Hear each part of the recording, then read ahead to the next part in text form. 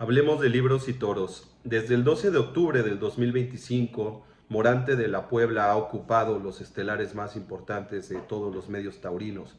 La conversación de las y los aficionados a los toros, no solamente en España, sino en América, ha girado en torno al genio de la Puebla, quien después de hacer una grandísima faena en las ventas en el Día de la Hispanidad y al borde de la inmolación por lo arriesgado que estaba toreando y la belleza que estaba generando, cortó dos orejas, se fue al centro del ruedo y se desprendió del añadido de esta coleta que marca el fin de la carrera de un torero. Desde entonces y a partir de ese día, no exageramos al decir que las lágrimas brotaron de los aficionados, más adeptos a Morante, pero también de una gran juventud que lo ha seguido en el último año, porque es indiscutible que la fiesta de los toros giró en torno a Morante en la temporada 2025.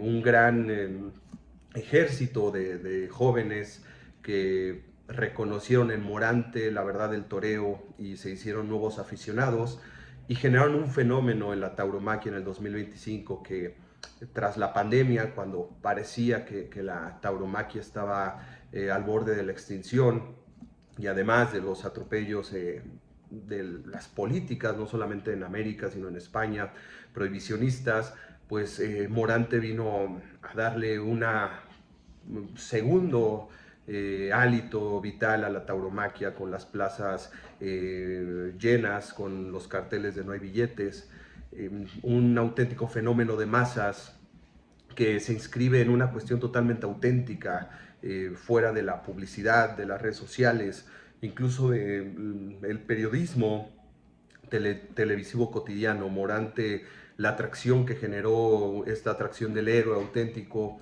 de la expresión más grande del arte del siglo XXI, lo hizo meramente toreando en la arena de forma orgánica. Miles y miles de personas que se hicieron aficionadas al toro y a la tauromaquia en 2025 gracias a Morante.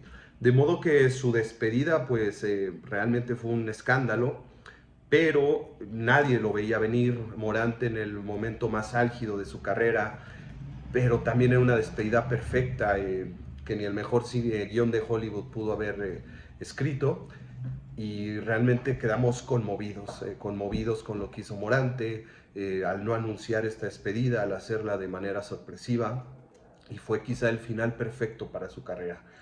No obstante, Morante en esta genialidad y locura que le atraviesa, en esta espontaneidad, pues ha anunciado su regreso a los ruedos esta semana para la Feria de Abril de Sevilla. No sabemos bajo qué condiciones vaya a regresar. Hay muchos aficionados escandalizados porque piensan que al haber hecho todo este montaje de su despedida y 4 meses después anunciar su regreso, pues quizá pudo haber sido incluso hasta un producto publicitario, lo cual sabemos que no es así. La mente de Morante está en otras dimensiones, en otras alturas, en otras percepciones, y es por eso que es genial que puede hacer lo que hace dentro de un ruedo. Para entonces conmemorar un poco la gran temporada 2025 de Morante, todo lo que nos hizo sentir, estas pasiones que despertó, este fervor, esta religión pagana que se llama Morante de la Puebla, pues hoy vamos a presentar algunos de los libros sobre Morante.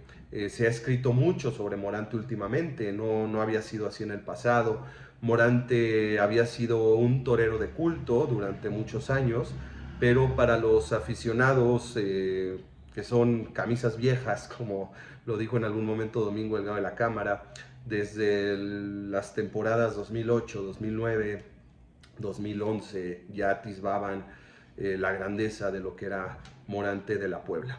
Entonces aquí hemos recuperado el día de hoy 4 obras, algunas muy contemporáneas respecto a Morante de la Puebla, para que las y los aficionados seguidores de Morante tengan una referencia por si quieren adquirir alguna de estas obras que son más que interesantes. Vamos a empezar con este Morante de la Puebla, Tratado de Armonía. en pasta dura de la Esfera de los Libros, de Andrés Lorrio y Lorenzo Clemente, mismos autores que han hecho libros muy muy bellos en pasta dura en esta misma editorial. Por ejemplo, José Tomás Elimes es otro, de los cuales ellos también han sido tanto escritor como fotógrafo de esas obras. Vamos a desprenderlo de la camisa, trae un cubrepolvos o camisa, como se quiera mencionar, y aquí tenemos la obra en un formato muy muy amplio. Este libro de la Esfera de los Libros, la editorial La Esfera de los Libros, también la que edita la biografía de Enrique Ponce, de Andrés Amorós y Mario Vargas Llosa, fue editado en 2014. 2014, yo probablemente lo haya conseguido por ahí del 2016, 2015, 2016, más o menos. Lo adquirí en la librería El Sótano de Coyoacán. Ahora esa librería ya no existe en México. Y es un libro bellísimo. Tiene, por ejemplo, aquí la maestranza de día, ¿no? La maestranza de noche, muy bonita. Y es un libro de fotografías, ¿sí? Pero no únicamente fotografías, tiene creo que textos valiosos también.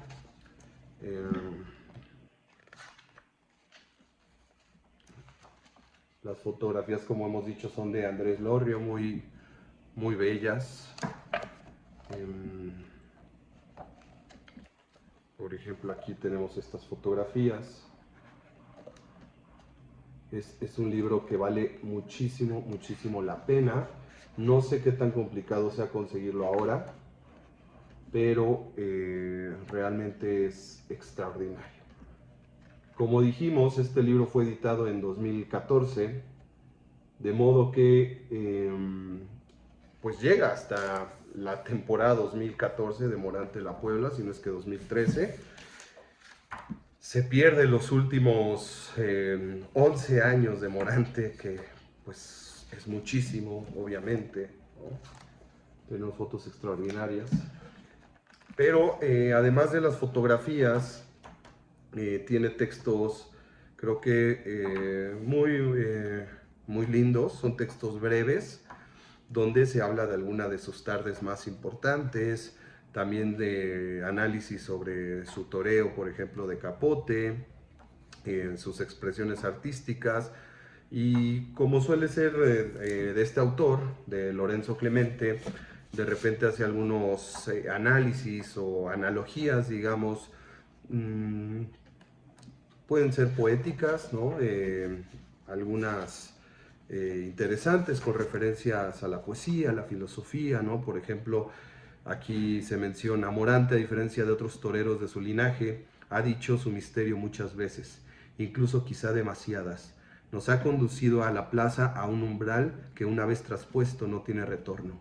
La belleza, lo repetiremos con Rilke, no es sino el principio de lo terrible, justo aquello que aún podemos soportar y que, impasible, desdeña destruirnos, porque la belleza arde, porque la belleza quema. Aquí estamos de acuerdo con este prólogo, por ejemplo, en que la experiencia estética que genera Morante en la plaza nos conduce al famoso síndrome de Stendhal, ¿no? De una melancolía profunda, una nostalgia posterior a la obra, un casi dolor o tristeza de haber visto algo absolutamente sublime y bello, ¿no? El epígrafe de José María Jurado es muy bonito: pétalos de Morante bajo el cielo de abril, tratado de armonía. Entonces, este es un libro absolutamente recomendable para quien guste conseguirlo. Como hemos dicho, ya es antiguo, tiene 11 años de haberse editado, 12 años ya va a cumplir casi, pero vale mucho, mucho la pena, no solamente por fragmentos muy literarios como estos que acabamos de ver. Como he dicho, también tiene algunos análisis de algunas tardes, pero el registro fotográfico de esto yo creo que es quizá el mejor registro fotográfico en libros que hay de Morante. Ahora ha salido un nuevo libro de la tarde del 12 de octubre, también de fotografías. Tendremos que verlo para ver qué tal está. Pero Morante de la Puebla, Trato de Armonía, totalmente recomendable. Después pasamos a este de Paco Aguado, ¿por qué Morante antes y ahora? Paco Aguado, lo hemos dicho en otro video, es uno de los grandes biógrafos taurinos. Tiene su libro sobre Joselito el Gallo, el rey de los toreros, que es una obra muy importante, un libro muy importante. Y en esta ocasión escribe sobre Morante. Este libro es la segunda edición, como podemos ver aquí en la tapa. Solo hay 2 ediciones. La primera edición fue del año, me parece que 2011 quizá. Ahora lo confirmaremos. Porque me parece que es un dato importante. Ahora voy a mencionar el porqué de ello.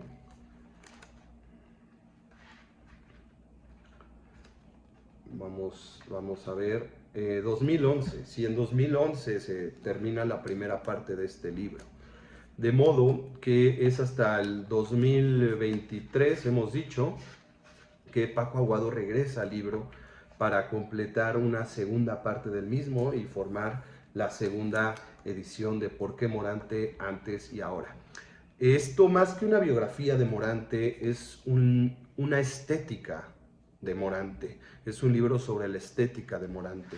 La primera parte sí habla de la niñez, de la infancia de Morante, de una forma extraordinaria. Además tiene unas fotos muy bellas. Aquí está el niño Morante con su trajecito de torero, este traje histórico que ha salido en entrevistas. Y la pluma de Paco Aguado es realmente preciosa, es muy literaria. La parte de la niñez te habla con una nostalgia muy bonita. Dicen que el toreo es una escuela de vida para quien lo vive y para quien lo contempla. Y si eso es así, que lo es, jugar al toro era ingresar en su parvulario.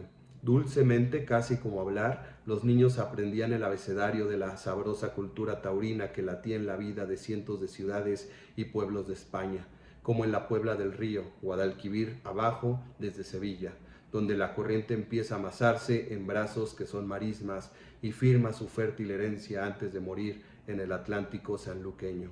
En sus calles apenas dio sus primeros pasos, comenzó a jugar al toro José Antonio Morante Camacho, nacido casi a la vez que la democracia, a la vuelta de Alemania de un padre migrante reconvertido en trabajador del arroz.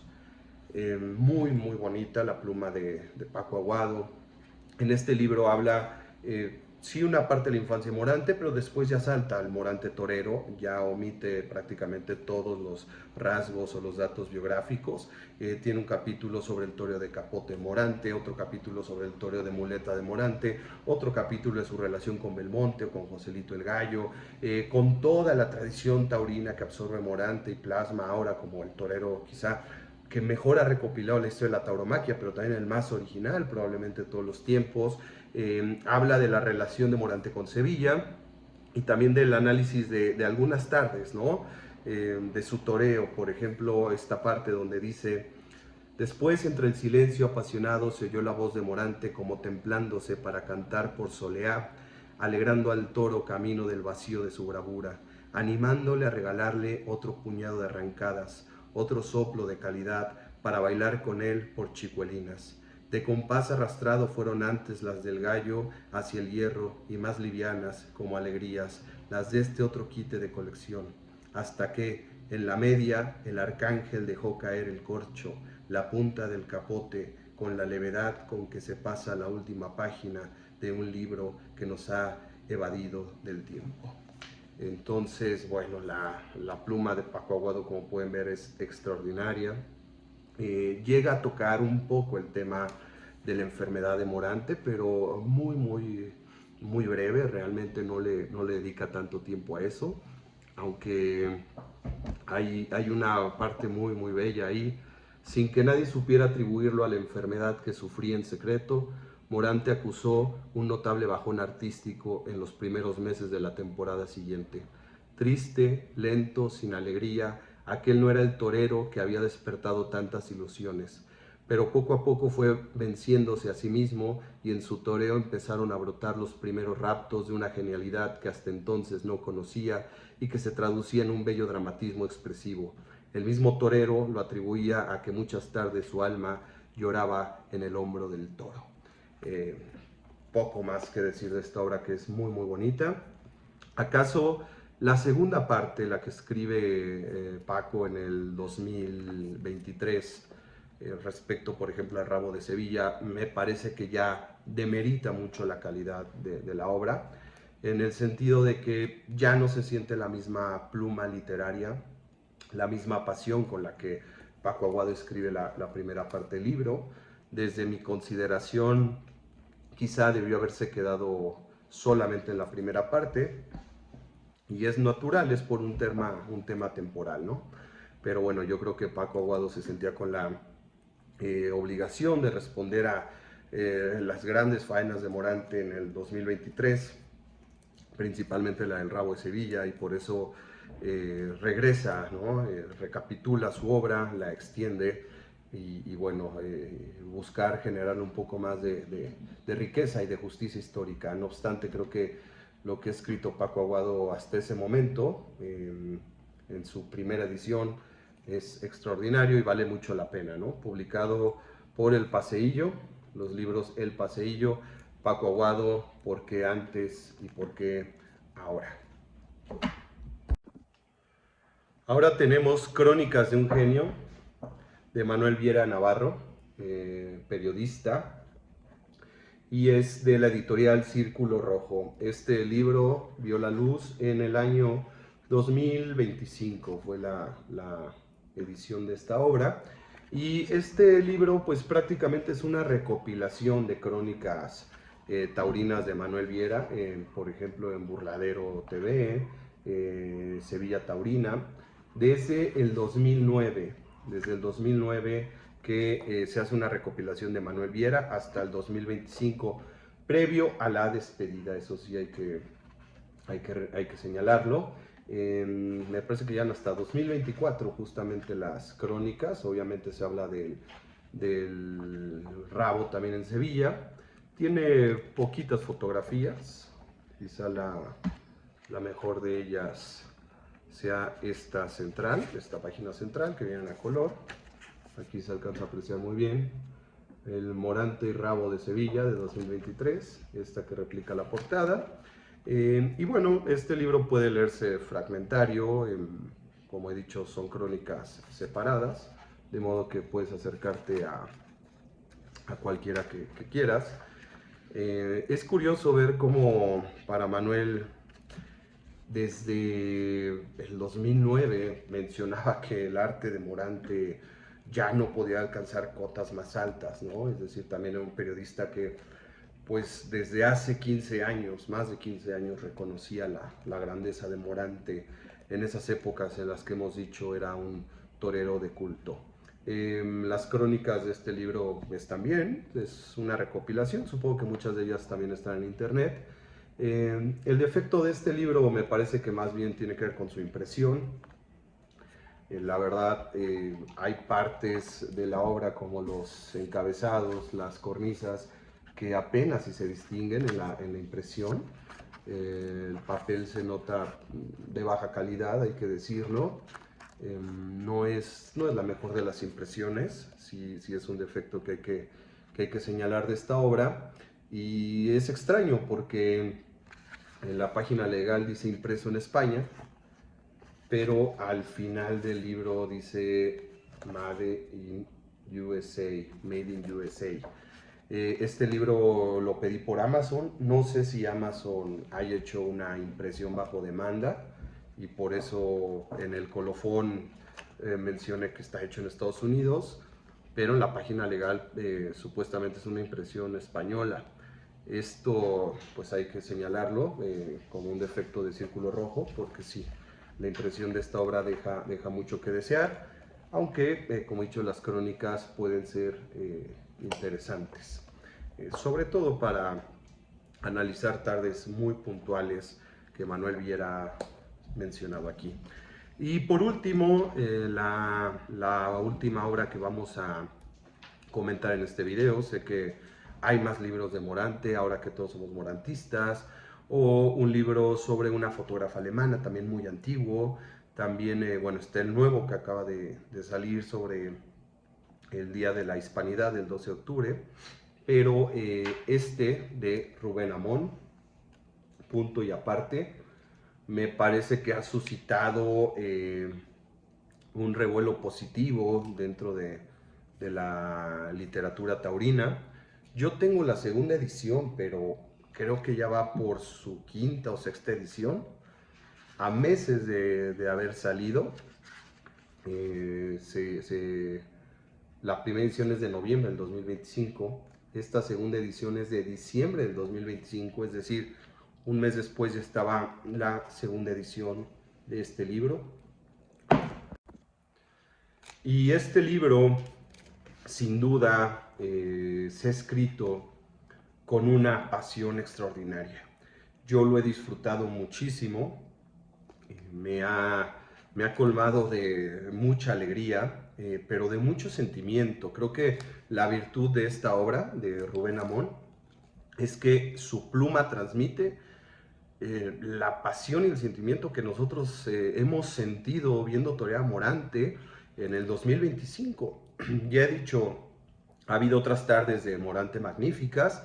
En mi caso particular, por ejemplo, la temporada 2016-2017 que hizo en México fue extraordinaria. En 2016 salió por la Puerta Grande de la Plaza México en una tarde espectacular de Dos Orejas. Después repite el 5 de febrero, al siguiente año, en el aniversario, con Julián López el Juli. Los dos salen a hombros, también tuve la oportunidad de verlo, fue magnífico. Dio una buena tarde en Aguascalientes también. En fin, hemos podido disfrutar Morante a lo largo de estos años. Aquí en México en mayor o menor medida, porque no viene cada temporada o no venía cada temporada, pero lo que vimos en 2025 fue increíble. Lo que se vivió, por ejemplo, en Marbella, la Noche de los Candiles, que se vio en vivo, es algo que a mí me generó muchísima emoción. Su tarde también en Sevilla, la de las ventas, donde pincha y no sale por la puerta grande, su primera salida por la puerta grande, la de la despedida. Dicen que la de Salamanca fue magnífica, yo solo he podido ver fragmentos. La de Pamplona, que quizás si no fueron tardes tan rotundas, la verdad fueron muy emocionantes también. La entrega de la gente fue increíble, y más en Pamplona. Entonces, esta bellísima temporada de 2025, histórica, conmovedora, la epítome del arte en cualquiera de sus expresiones, como música callada, como poesía, como danza, como ritual, como liturgia, como pintura, como trascendencia, se vio expresada por Morante en el 2025. Y Rubén Amón, eso es lo que genera en este libro. Tiene una pluma muy literaria también, quizá menos poética que la de Paco Aguado, pero sí el encabalgamiento de las frases es muy potente, muy emocional. Y lo que toca este libro, a diferencia del de Paco Aguado, por ejemplo, es, pues sí, un Morante muy contemporáneo. El, el primer capítulo habla de justamente la revolución del 2025, sus tardes maravillosas del año pasado. Su segundo capítulo habla de su problema, de su enfermedad mental, pero lo hace desde una manera extraordinaria. Por ejemplo, leamos un fragmento respecto a Morante, ¿no? Se entrega al toro como si lo ofreciera todo de sí mismo, con una pureza que asusta y que tiene algo de sacrificio.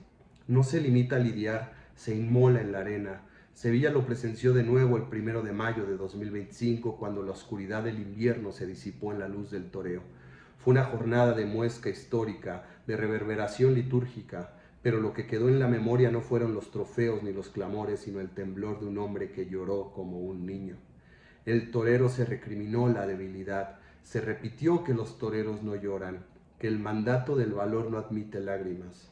Aún así, las lágrimas afloraron como un desgarro inevitable, porque el sufrimiento que arrastra se impone siempre a la retórica de la dureza. Más adelante dice, resulta muy jodido decirlo, pero habrá que decirlo. Habrá que decir que Morante custodia la memoria del toreo al precio de haber perdido la suya, que su alma y sus muñecas alojan el patrimonio de la historia a cambio de sacrificar los recuerdos, y que la amnesia es un castigo cruel que solo puede remediarse en el instante efímero de una plaza, porque la memoria de lo que hace se borra cada vez que barre la arena.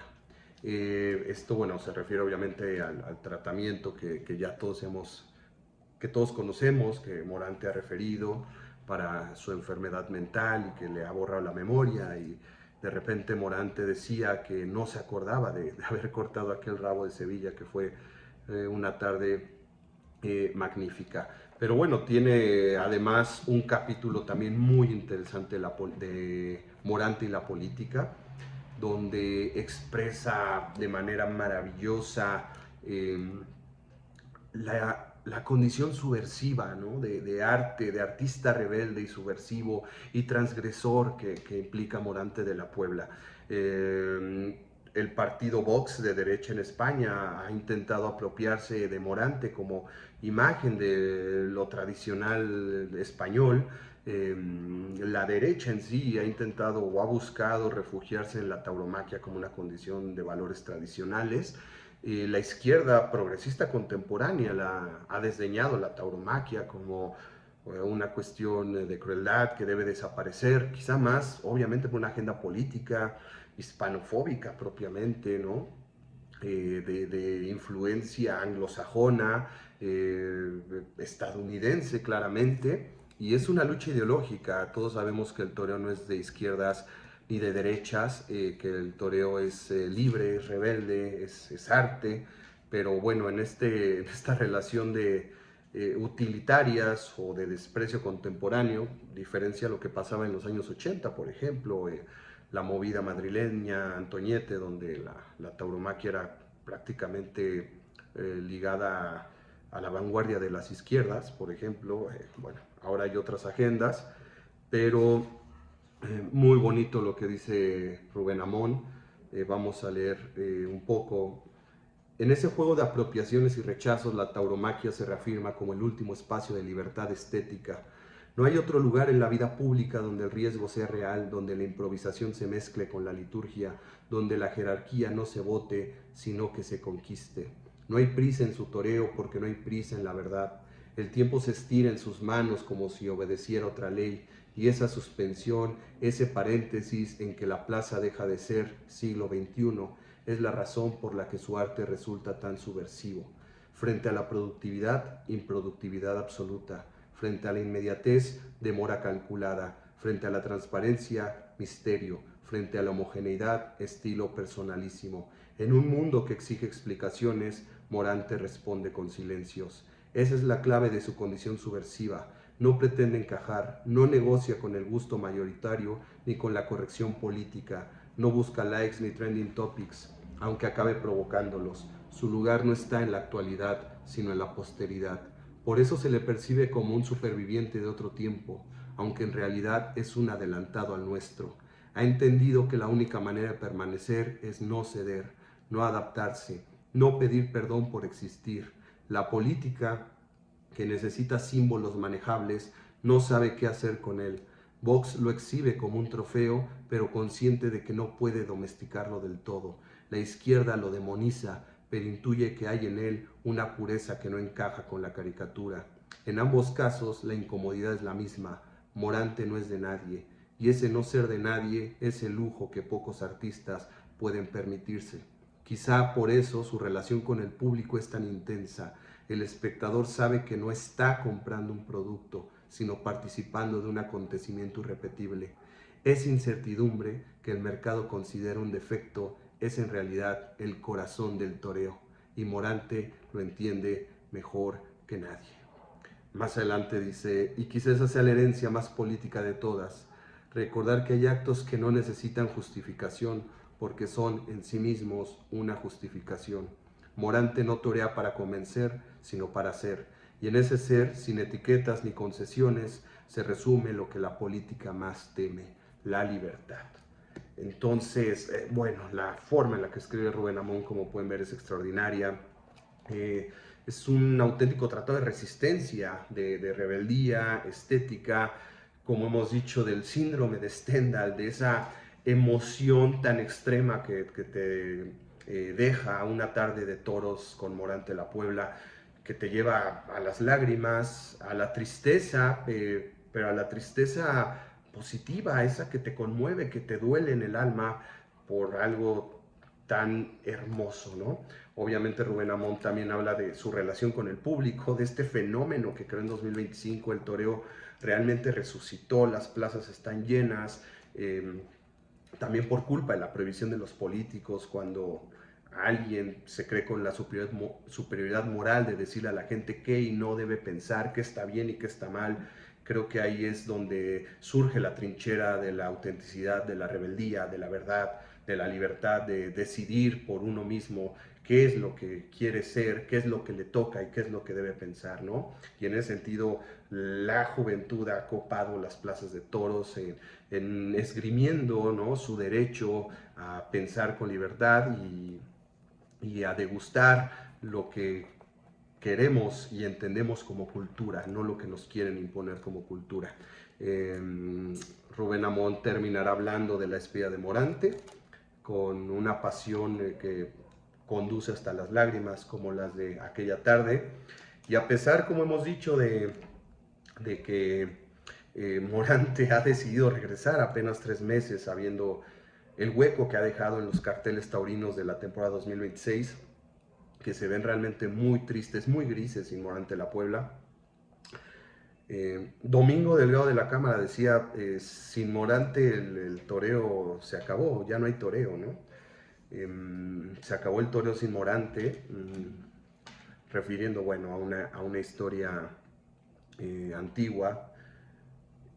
El toreo sigue y van a surgir nuevas figuras seguramente, pero actualmente Morante es lo más grande que hay.